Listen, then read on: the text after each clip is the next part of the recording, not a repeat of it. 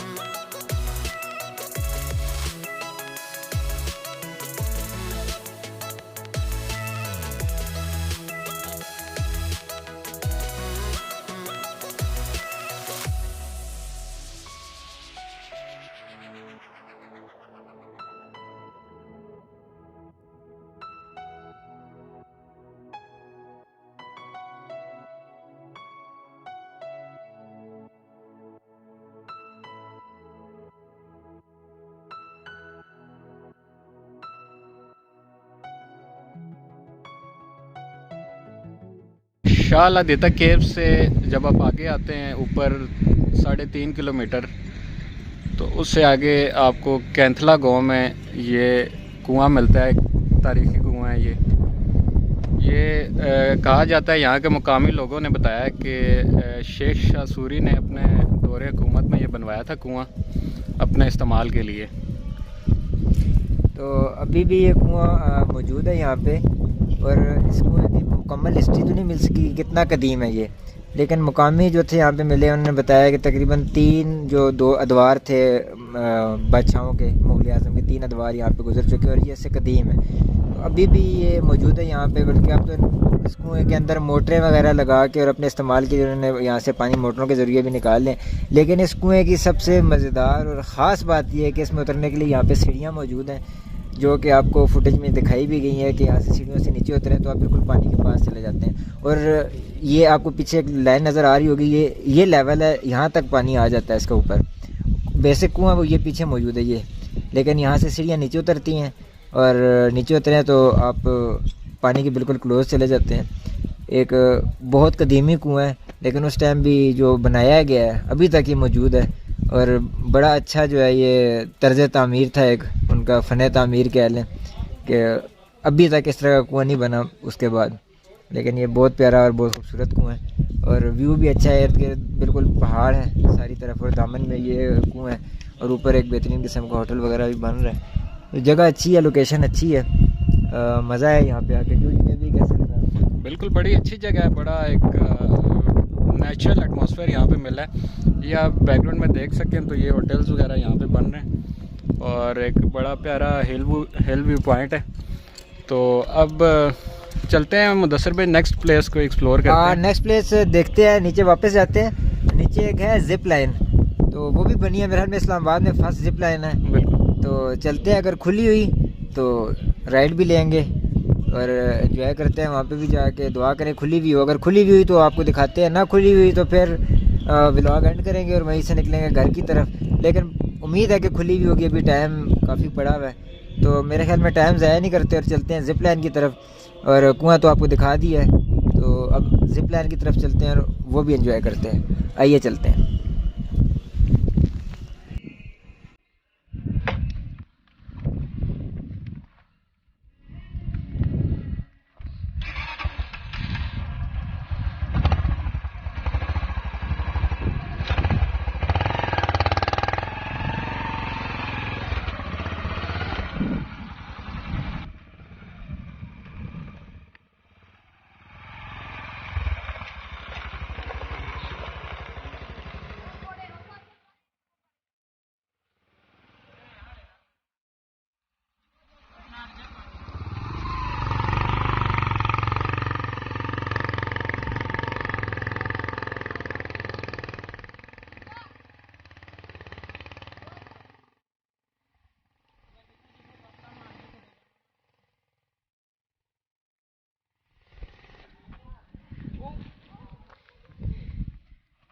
जैसा कि आपको बताया था फ्रेंड्स, बुड्ढा केव्स के साथ ही जिप लाइन है। जिप लाइन पे इस वक्त हम आ चुके हैं। जैसा कि आप देख रहे होंगे कब में जिप लाइन ये बिल्कुल बैक साइड पे है। कोई राइड करता है उसकी फुटेज भी आपको दिखाते हैं। और रश बहुत है यहाँ पे।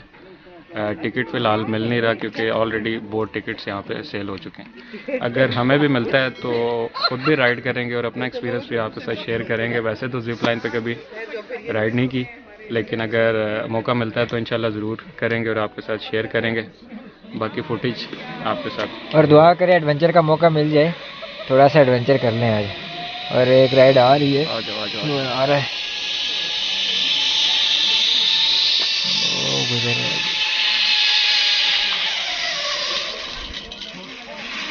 चले चलते हैं और एंजॉय करते हैं, आपको जिप लाइन के मज़े दिखाते हैं। आ जाए।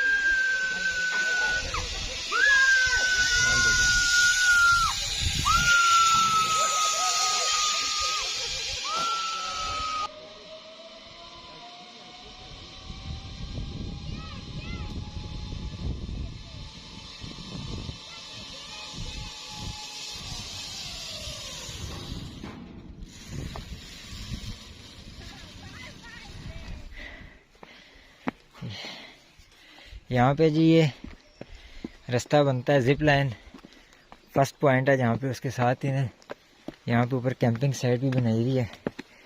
पता चला है जगह बहुत बड़ी है, एक्टिविटीज़ करने के लिए यहाँ पे बहुत कुछ है।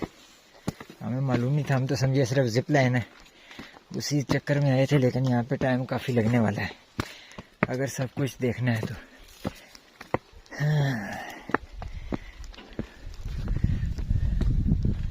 दो ट्रैक है, एक इस तरफ से जा रहा है और एक ये वाला है।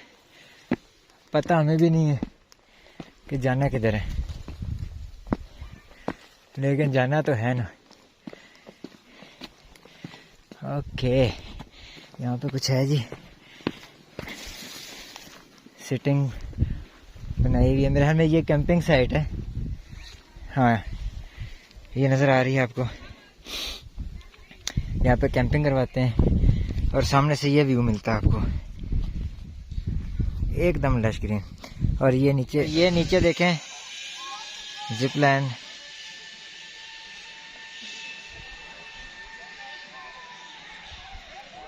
और ये एंड पॉइंट पे, और ये रॉक्स है, इस पे चढ़ाते भी हैं। ये यहाँ पे रॉक क्लाइंबिंग भी करवाते हैं यहाँ के जो ऑनर हैं। और काफ़ी यहाँ पे एक्टिविटी है। नीचे एक स्विमिंग पूल मौजूद है, पूल है यहाँ पे। और इस तरफ नीचे रेस्टोरेंट बनाया हुआ है उन्होंने, हट बना हुआ है बड़ा प्यारा सा। जगह इंटरेस्टिंग है। चेक करते हैं ऊपर थोड़ा सा और हाइट पे अगर जा सके तो देखते हैं ऊपर भी कैंपिंग साइट अगर मज़ीद कोई बनी हुई है और कोई अच्छा व्यू मिलता है तो आपसे शेयर करते हैं। चलें आगे चलते हैं। दूसरी कैंपिंग साइट ये रही जी, फर्स्ट से थोड़ा सा ऊपर। यहाँ से भी तकरीबन सेम व्यू है। मज़ीद हाइट देखते हैं और क्या है यहाँ पे। आई थिंक सो ये वॉशरूम्स वगैरह को बने हुए होंगे या कोई ऐसा ही सीन लग रहा है इन केस ऑफ एमरजेंसी।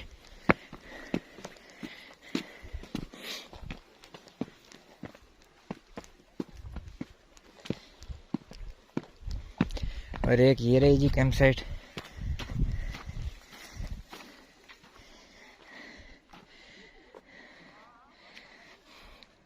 मज़ीद देखते हैं ऊपर।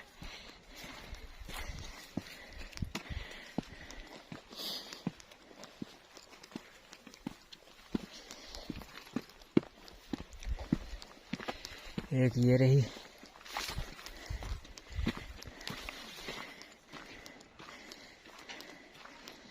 कैंपिंग के दीवानों के लिए बड़ी खूबसूरत जगह है। जो सुबह का व्यू होता होगा या रात को यहाँ पे बोन फायर के साथ, कमाल। और इस्लामाबाद में ये सब कुछ आपको मिलता है, कहीं इसके लिए दूर ट्रैवल करने की, हाइक करने की ज़रूरत नहीं है।